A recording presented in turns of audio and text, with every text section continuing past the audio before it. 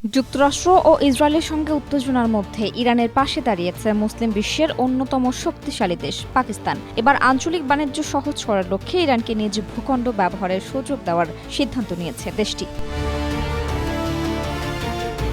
পাকিস্তানের বাণিজ্য মন্ত্রণালয় জানিয়েছে, অবিলম্বে Pakistan through transit trade two Iran order নামে একটি আদেশ কার্যকর হবে। নতুন এই সিদ্ধান্তের ফলে তৃতীয় যে কোনো দেশ থেকে আসা পণ্য এখন পাকিস্তানের উপর দিয়ে সড়ক পথে ইরানের নির্ধারিত গন্তব্যে পৌঁছে দেওয়া হবে।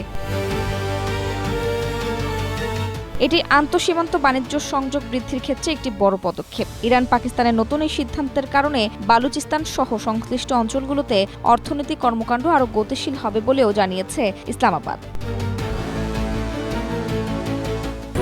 স্ট্রবেরি সুপার ডটেড ও ক্লাসিক ভ্যারিয়েন্ট সেন্সেশন জাগুক শিহরণ।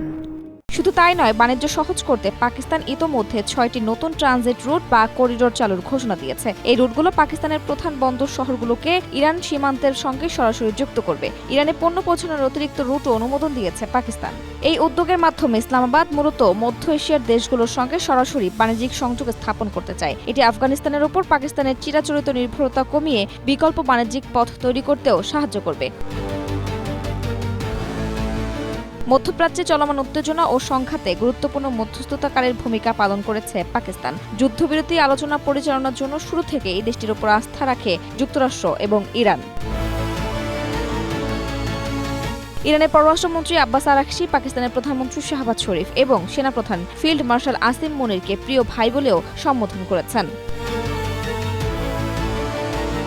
আফরোজা দিবা, এশিয়া পোস্ট।